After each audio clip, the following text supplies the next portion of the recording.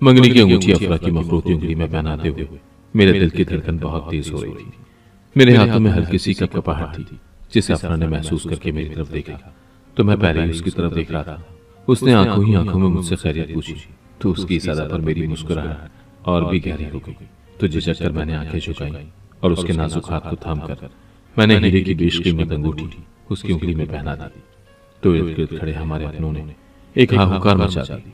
तालियों और मुबारकबाद के शोर में कान पड़ी आवाज सुनाई नहीं दे रही थी।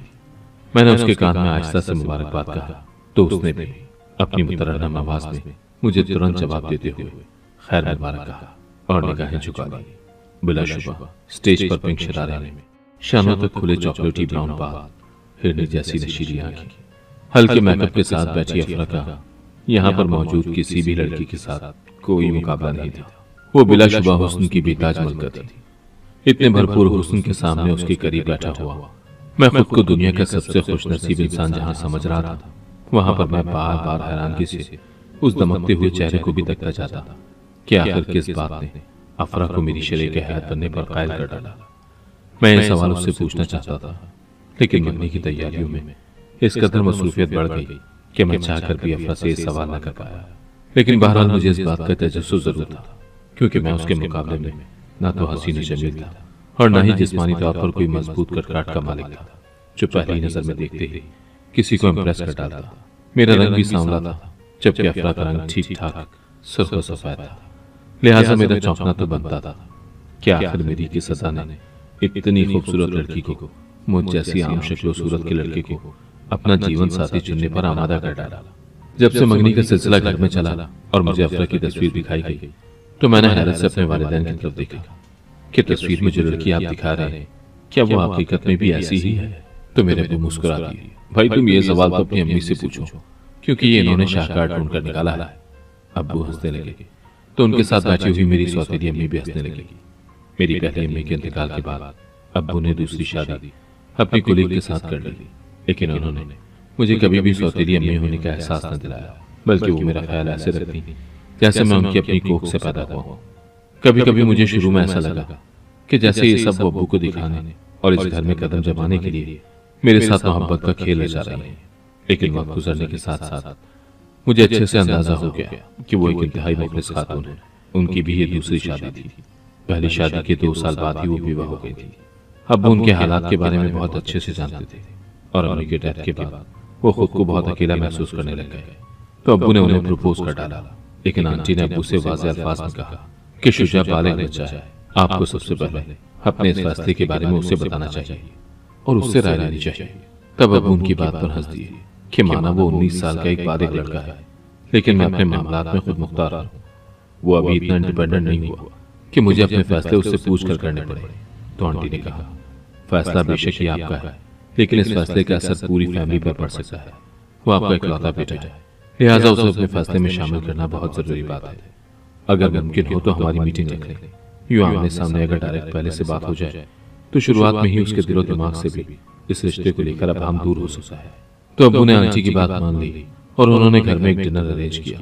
लेकिन इससे पहले उन्होंने मुझसे बात की कि वो ये डिनर किस मकसद के लिए अरेंज कर रहे हैं। मैं उनकी बात सुनकर खामोश ही रहा, क्योंकि मैं जानता था कि अब्बू ने जो ठान ली है वो करके ही रहेंगे। लेकिन सौतेली माँ के हवाले से जो मेरे खदशात थे वो अपनी जगह पर बरकरार थे। लेकिन जब आंटी से पहली मीटिंग हुई तो मैं अपने जहन में ये सोच चुका था कि मेरा वास्ता एक रिवायती किस्म की खातून से पड़ेगा। लेकिन मैं ये देखकर बेहद हैरान हुआ कि वो एक इंतहाई फ्रेंडली नेचर थी। वो जब आई तो मेरे लिए बेपनाह तहफ़ लेकर आई, जिन्हें मैंने इतना अहम न समझा, क्योंकि मैं जानता था कि वो ये सब अब्बू को दिखाने के वास्ते कर रही। उनके जाने के बाद अब्बू ने मुझसे उनके हवाले से राय पूछी तो मैंने अब्बू को कहा कि आप फैसला तो कर चुके हैं, फिर मुझसे क्यों पूछ रहे हैं। तब जो अब्बू ने मुझे बताया वो मेरे लिए बड़ा हैरानकुन बात थी। उन्होंने कहा कि ये सब पूछने के लिए मुझे तुम्हारी आंटी ने बोला है कि मैं तुम्हारी राय जरूर लूं। आंटी के हवाले से ये बात मेरे लिए दूसरी बार हैरत का बायस बनी कि ये खातून कदम कदम पर मेरी राय को फौकियत देती है। हालांकि इस तरह तो कभी मेरी सगी माँ ने भी मुझे इतनी अहमियत नहीं दी थी। घर के छोटे से छोटे मामले से लेकर हर बड़े मामले तक अम्मी और अब्बू ही फैसला लेते आए।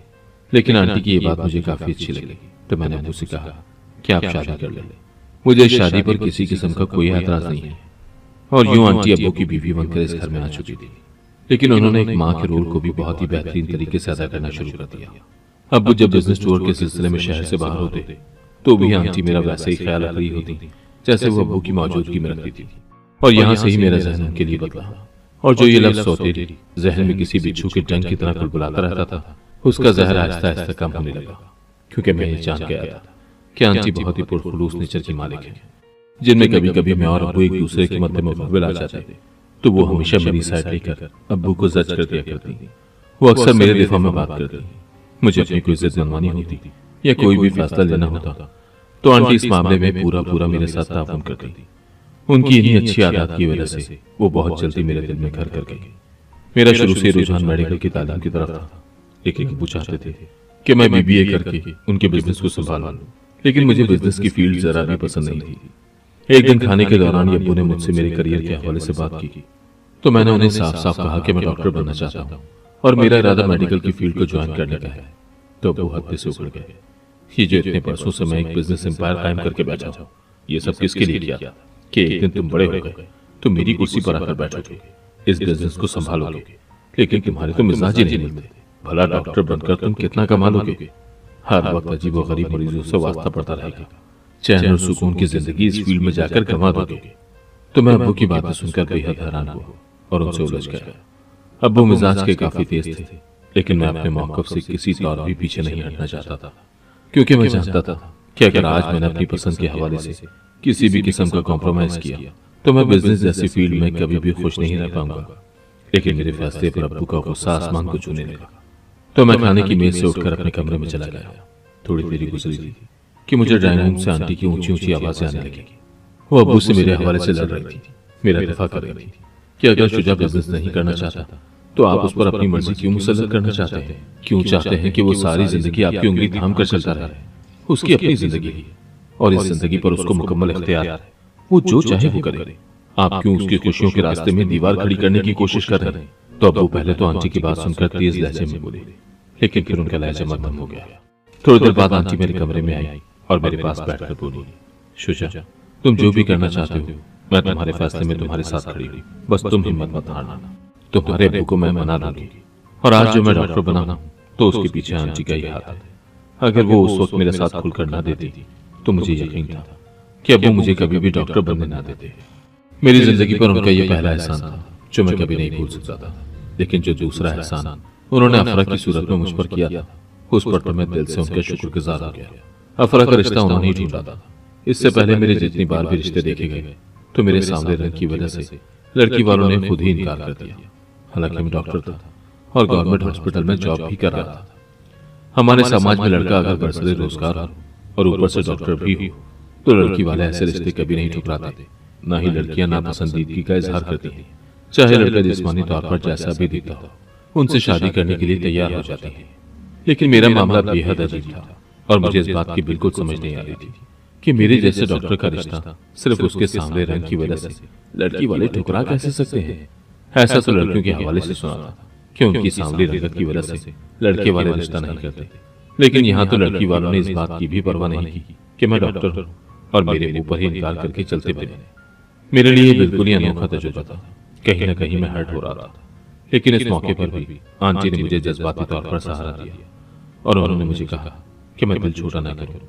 जो लोग इनकार कर रहे हैं वो तुम जैसे हीरे की कदर नहीं समझते, इसलिए ऐसे कमजोरों की बात पर अपना दिल परेशान न करो। अल्लाह ने तुम्हारा भी कहीं ना कहीं जोड़ा बना कर रखा होगा। बस जब अल्लाह को मंजूर होगा तो मामला खुद ब खुद ही सीधे होते चले जाएंगे। तो मैं अक्सर उनकी बातें सुनकर एक जख्मी सी मुस्कुराहट अपने होठों पर सजा लेता, लेकिन सच तो यह है कि मैं अंदर ही अंदर जख्मी हो गया था। मेरा एतमाद खत्म होता जा रहा था और मुझे कभी कभी ऐसा लगता जैसे मैं अंदर से मर गया हूं। मेरी जहनी परेशानी का असर मेरे प्रोफेशन पर भी पड़ने लगा। अक्सर मेरा दिल मरीज देखते देखते एकदम से उचाट हो जाता और दिल चाहता कि किसी ऐसी जगह पर चला जाऊं जहां कोई भी ना हो। मेरे कोई बहुत ज्यादा दोस्त भी ना थे और जब से जॉब शुरू हुई थी तब से तो सभी दोस्त इतर बितर हो गए, जिनसे अब सिर्फ फोन पर ही राब्ता रह गया था। मैं शदीद तन्हाई पसंदी की तरफ जाता जा रहा था कि ऐसे में आंटी ने मुझे अफरा की तस्वीर दिखाई तो मैंने आंटी की तरफ घूर कर देखा कि ये क्या है। आंटी मुस्कुरा कर बोली, तुम्हें क्या लग रहा है? वैसे मुझे तो ये लड़की ही लगती है। ये बात करके वो खिलखिलाकर हंस पड़ी तो मैंने संजीदगी से उनकी तरफ देखा इतनी खूबसूरत लड़की की तस्वीर आप मेरे जैसे सांवले लड़के के लिए लेकर आई हैं, जिसे उसके रंग की वजह से कई लड़कियां पहले ही रिजेक्ट कर चुकी हैं। आप क्यों हर बार मेरा मजाक बनवाना चाहती हैं? ये तस्वीर तो किसी अप्सरा की है, जो जाहिर है अपने लिए किसी ख्वाबों के शहजादे का ही इंतजार कर रही होगी। भला वो मेरे जैसे लड़के से शादी करने के लिए तैयार हो सकती है? तो आंटी एकदम से संजीदा होकर बैठ गई। वो मेरी हैसियत को समझ सकती थी, इसीलिए एकदम से बोली, तुम्हें लगता है कि मैं तुम्हारा मजाक बनने दूंगी, या अगर मैं तुम्हारे रिश्ते ढूंढ रही हूं तो इसके पीछे यही राज है? वो जब बोली तो उनके लहजे में दर्द ही दर्द था। तो मुझे अपने तल्ख लहजे पर अफसोस हुआ। मैंने एकदम से माजरत करते हुए कहा, आंटी कोशिश करें कि आम शक्ल सूरत वाली लड़की का रिश्ता देखें, बल्कि मैं तो कहूंगा कि किसी सांवली लड़की का रिश्ता देखें, क्योंकि मुझ में मजीद रिजेक्ट होने की अब हिम्मत नहीं रही। तो आंटी मेरी बात सुनकर खामोश हो गई और फिर आहिस्ता से बोली, शुजा, ये दुनिया बहुत अजीब है। यहाँ पर कुछ लोग सिर्फ ज़ाहिरी शक्ल सूरत को ही नहीं देखते, बल्कि उनके नजदीक सीरत ज्यादा अहम होती है। और मैंने तुम्हें कहा था ना कि तुम कमजोर लोगों की बातों पर अपना दिल बुरा मत करो। इस दुनिया में कहीं न कहीं तुम्हारे जोड़ का रिश्ता जरूर होगा, जो तुम्हें ज़ाहिरी शक्ल सूरत से नहीं बल्कि तुम्हारी सीरत की वजह से सराहेगा। मैंने लड़की वालों को तुम्हारी तस्वीर भी दिखाई थी, और लड़की वाले चुपके से तुम्हारे हॉस्पिटल तुमसे मिलने भी आए थे। उन्हें तुम पसंद आए, इसीलिए उन्होंने अपनी बेटी की तस्वीर मुझे खुद दी है कि शुजा को दिखा दी जाए। अगर उसे कबूल हो तो फिर दोनों की आपस में मुलाकात करवा दी जाए, ताकि एक दूसरे को ढंग से देखकर बातचीत कर ले। मैं आंटी की बात सुनकर बेहद हैरान हुआ। मेरा एतमाद जो कहीं खोसा गया था, अब जरा जरा लौट कर मेरे पास आने लगा। क्या वाकई ये लोग मुझसे मिलने हॉस्पिटल आए थे? मैंने सवालिया अंदाज में आंटी की तरफ देखा तो आंटी ने मुस्कुराकर कहा, बिल्कुल शुजा, वो हॉस्पिटल आए थे, और मजे की बात यह है कि साथ में उनकी बेटी भी थी, और रिश्ते की बात उन्होंने अपनी बेटी की रजामंदी से ही चलाई। मैं बेहद हैरान हुआ कि आखिर इतनी हसीन लड़की को मुझ में ऐसा क्या नजर आ गया कि वो मुझसे शादी करने पर तैयार हो गई। खैर, मंगनी से पहले मेरी और फरवा की एक छोटी सी मुलाकात अरेंज करवाई गई। वो दूल्हे दुल्हाए चेहरे के साथ मेरे सामने बैठी थी, और बिना शुबह वो अपनी तस्वीर से भी ज्यादा हसीन थी। मैं हैरान था कि इसे तो मेकअप करने की भी जरूरत नहीं है, ये तो इस कदर हसीन है। और फिर एक हसीन शाम मेरी और अफरा की मंगनी हो गई। मुझे यकीन नहीं आ रहा था कि मेरे पहलू में बैठी हुई लड़की मेरे लिए हाँ कर चुकी है, और मेरे नाम की अंगूठी पहने इस कदर खुश है कि खुशी बाकायदा उसके चेहरे से फूट रही है। मैं अपनी किस्मत पर नाज़ा होने लगा। तकरीब खत्म होते होते हम काफी लेट हो गए थे। अब्बू और मेरी गाड़ी एक दूसरे के आगे पीछे ही अफरा के घर से निकली। रात के इस पहर सड़कों पर इक्का दुक्का ही गाड़ियां थी। स्ट्रीट लाइट की रोशनी में रश के बगैर रोड बहुत ही भली लग रही थी। या शायद मेरा मूड इतना अच्छा था कि खैर आफियत के साथ मंगनी होने और इतना खूबसूरत लाइफ पार्टनर मिल जाने की खुशी में मुझे हर चीज बहुत ही खूबसूरत लग रही थी। मैं रोमांटिक गाने की धुन पर सीटी बजाते हुए आहिस्ता आहिस्ता कार ड्राइव कर रहा था कि अचानक मुझे हॉस्पिटल से कॉल आई कि इमरजेंसी है, फौरन हॉस्पिटल पहुंचे। तो अपनी प्रोफेशनल लाइफ में पहली बार मुझे ऐसी कॉल पर बिल्कुल भी गुस्सा न आया, और मैंने गाड़ी हॉस्पिटल के रास्ते पर मोड़ दी। अभी मैं हॉस्पिटल से तकरीबन आधे घंटे की दूरी पर ही था कि अचानक मैंने सड़क पर एक औरत को तड़पते हुए देखा। वो सड़क के किनारे लेटी हुई थी और बार बार उठने की कोशिश में गिर रही थी। मैंने अपनी गाड़ी की रफ्तार आहिस्ता की, और नजदीक पहुंचने पर जब मेरी गाड़ी के हेडलाइट्स उसके जिस्म पर पड़ी तो मुझे दूर से ही अंदाजा हो गया कि यह खातून हामला है।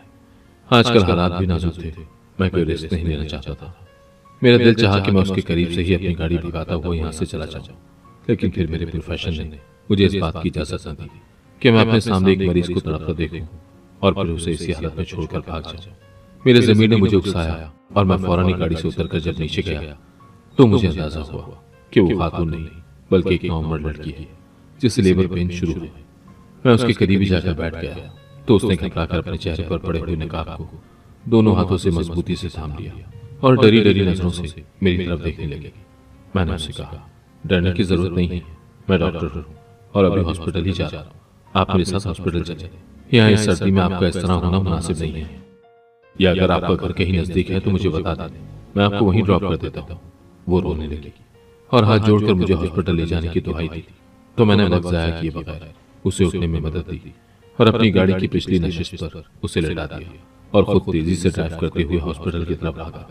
जो ही मैं हॉस्पिटल में पहुंचा तो मैंने स्टाफ को उस लड़की के बारे में बताया कि इसे फौरन गाड़ी वार्ड में ले जाया जाए। स्टाफ ने तेजी से एक्शन करते हुए उस लड़की को लेबर रूम में पहुंचा दिया। मैं इमरजेंसी से फारिग होकर लेबर रूम में पहुंचा और उस लड़की के बारे में दरियाफ्त किया तो डॉक्टर ने मुझे बताया कि उस लड़की नौरीन का केस काफी पेचीदा है। उसके लवाहिकीन कहाँ है मैंने बताया कि मैं उसे सड़क से लेकर आया हूं। मैं उसके लवाहिकीन के बारे में कुछ नहीं जानता। उसे अर्जेंट खून की जरूरत थी, लिहाजा मैंने अपने सोर्सेज के तहत खून का बंदोबस्त किया। इसी दौरान मुझे अफरा की कॉलें आ रही थी, जो मेरे लिए बहुत ही खुशकुन बात थी। मैंने उससे हल्की फुल्की बात की और उसे बताया कि मैं इस वक्त हॉस्पिटल की इमरजेंसी में हूं। तो वो मुझसे माजरत करने लगी कि मैंने आपको डिस्टर्ब कर दिया। मैं अफरा के इतना एहसास करने पर बेहद खुश हुआ। वो यकीनन बहुत ही खूबसूरत दिल की मालिक थी, जिससे मेरा इतना ख्याल था। उसने बात मुख्तसर करके फोन बंद कर दिया। लेकिन फोन बंद होने के बाद भी मैं मुसलसल अफरा के बारे में ही सोच रहा था कि अचानक लेबर रूम से डॉक्टर निकली और उसने मुझसे कहा कि नौरीन ने बेटे को जन्म दिया। लेकिन डॉक्टर ये बात करके खामोश हो गई। तो मैंने हैरत से उसकी तरफ देखा। लेकिन क्या? लेकिन वो इंतहाई अजीबोगरीब बातें कर रही है। मैं समझा नहीं डॉक्टर। आप अगर एक ही बार में मुकम्मल वजाहत से बात कर दें तो मेरी समझ में भी आ जाए कि वो कैसी अजीब बातें कर रही है। इतने में दरवाजा खुला तो नर्स के चेहरे पर हवाइयां उड़ते देखकर मैं परेशान हो गया। दरवाजा खुलते ही अंदर से नौरीन की शोर मचाने की आवाज में सुन रहा था। तो डॉक्टर ने मुझे कहा, बेहतर है कि आप हमारे साथ अंदर आए। मैंने डॉक्टर की तरफ देखकर कहा, क्यों? मैं अंदर क्यों आऊं? मेरे अंदर आने का क्या मकसद है? तो लेडी डॉक्टर ने दुरुस्त लहजे में मेरी तरफ देखते हुए कहा, इसके शोर शराबे का ताल्लुक आपसे ही है, क्योंकि वो ये कह रही है कि ये बच्चा आपका है। डॉक्टर की बात सुनकर मेरे पैरों तले से जमीन निकल गई और मुझे आसमान और जमीन घूमते हुए महसूस हुए। अचानक मेरी नजरों के सामने अफरा का हसीन चेहरा घूम गया। तो मैं गुस्से से अंदर गया, जहां पर नौरीन शोर मचाते हुए मेरी तरफ इशारा करके कहने लगी कि यही है मेरे बच्चे का बाप। लेबर रूम में खड़ा सारा स्टाफ मेरी तरफ अजीबोगरीब नजरों से देख रहा था और मुझे बुरा भला कहते हुए सरगोशियां कर रहा था। मैं अभी इस अवतार से संभला ही नहीं था कि अचानक किसी ने मेरे ससुराल और वालिदैन को खबर कर दी। वो लोग भी हॉस्पिटल पहुंच आए। मैं उनमें से किसी का भी सामना करने के लिए तैयार नहीं था और ना ही मैं किसी को वजाहत देने के मूड में था। मैंने फौरन डॉक्टर से कहा कि बच्चे का डीएनए किया जाए। तो लेडी डॉक्टर ने सर हिलाते हुए फौरन स्टाफ को इशारा किया। तो वो बच्चे को डीएनए के लिए ले गए और जब डीएनए की रिपोर्ट आई तो मुझ पर कयामत ही टूट पड़ी, क्योंकि डीएनए की रिपोर्ट में ये वाज़ेह हो गया कि ये बच्चा मेरा ही है। मैं गुस्से से नौरीन के पास गया ताकि पूछ सकूं कि ये क्या ड्रामा है। पर जब नौरीन ने अपनी नजरें उठाकर मेरी तरफ देखा तो मेरा दिल ठहर सा गया। ये बिल्ली आंखें मैं कैसे भूल सकता हूँ, क्योंकि इन आंखों की इल्तिजा मुझे कभी नहीं भूली। जब पैदल पे रिजेक्शन से होने वाले डिप्रेशन ने मुझे इतना चला दिया था कि मैं हर लड़की से शदीद नफरत महसूस करने लगा था। वो भी एक ऐसी ही सर्द रात थी जब हमारे घर काम करने वाली आया की नवासी मेरे कमरे में गर्म दूध लेकर आई। तो मैंने अपनी सारी फ्रस्ट्रेशन उस मासूम लड़की पर उतार दी। मैं उसकी दर्द में डूबी आंखें आज तक नहीं भूल पाया था। फिर मैंने उसे डरा धमकाकर खामोश रहने की तलकीन की। वो चूंकि इंतहाई कमसिन थी और मेरे डराने पर इस कदर खौफजदा हो चुकी थी कि मुझे नहीं लगता था कि वो इस बात का जिक्र किसी से करेगी। लेकिन अगले दिन से वो काम पर न आई। मुझे आया की तरफ से डर था कि कहीं वो पता चलने पर कोई वावीला न शुरू कर दे। लेकिन कदम कदम पर किस्मत मेरा साथ दे रही थी, क्योंकि एक हफ्ते के अंदर अंदर अचानक आया का इंतकाल हो गया। जो थोड़ा बहुत डर था वो भी मेरा खत्म हो गया, क्योंकि मैं जानता था कि उस लड़की का आया के सिवा दुनिया में और कोई नहीं। लेकिन शायद मैं इस मकाम पर यह बात भूल चुका था कि जिनका कोई नहीं होता उनका खुदा होता है। रात की तारीकी में किया गया गुनाह यूं सबके सामने आ जाएगा, इसका तो मैंने तसव्वुर भी नहीं किया था। और ये गुनाह उस वक्त आएगा जब मैं अपनी नई जिंदगी की शुरुआत करने जा रहा था। लेकिन मेरी एक भयानक गलती की वजह से सब कुछ खत्म होने जा रहा था। मुझे लगता था कि अब मेरे और अफरा के रिश्ते के दरमियान कुछ भी बाकी नहीं बचा। अफरा के वालिदैन इस वाक़े के बारे में जानने के बाद खामोश से हो गए और रह गई अफरा। तो उससे बात करने की मेरी हिम्मत ही नहीं हो रही थी। मैं जानता था जो फाश गलती मुझसे हो चुकी है उसके बाद कुछ नहीं बचता। लेकिन मेरी हैरत का ठिकाना उस वक्त नहीं था जब अफरा के घर से शादी की तारीख तय करने की बात सामने आई। तो मैं खुशी से फूले नहीं समा रहा था। लेकिन इस दौरान अब्बू ने एक बहुत ही अजीब सा फैसला किया कि नौरीन के साथ की गई ज्यादती का अजाला किया जाए, और यह अजाला इसी सूरत में मुमकिन है जब मेरी उसके साथ शादी करवा दी जाए। मैं कतई इस बात के लिए तैयार नहीं था।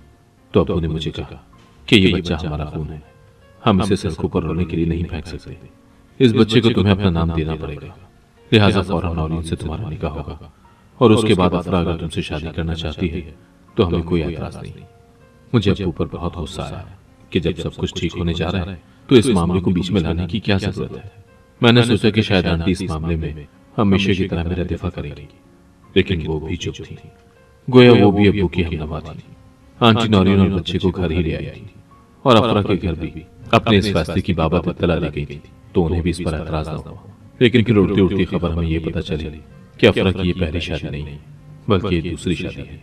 पहली शादी से तलाक उसे इस वजह से हुई थी कि वो बांझ थी और उसकी पहली शादी उसकी पसंद से हुई थी जो सिर्फ 5 साल चली थी। उसके बाद लड़की ने उसे उस वक्त तलाक दे दी जब उसे पता चला कि फरवा औलाद पैदा करने के काबिल नहीं। इस इंकशाफ के बाद मैं गुमसुम हो गया था। मुझे अब पता चल रहा था कि अफरा ने मुझसे शादी के लिए हामी क्यों भरी। गोया वो जमाने भर की ठुकराई हुई थी और अब उसे फिर से अपना घर बसाने के लिए मौका चाहिए था जो मेरी सूरत में उसे मिल गया, वरना वो मुझ जैसे कबूलसूरत लड़के से शादी क्यों करती। लेकिन मेरी सोच पर आंटी ने कतकन लगा दी और मुझे कहा कि इतनी मनफी सोच रखकर तुम जिंदगी नहीं गुजार सकते। तुम जो अफरा के बारे में कयास आराई कर रहे हो वो दुरुस्त नहीं है। अल्लाह ने तुम्हें औलाद की नेमत दे रखी है, इसलिए इस बिना पर तुम अफरा को मत ठुकराओ, क्योंकि उसने तुम्हारी इतनी बड़ी खामी देखने के बाद भी तुमसे शादी से इनकार नहीं किया।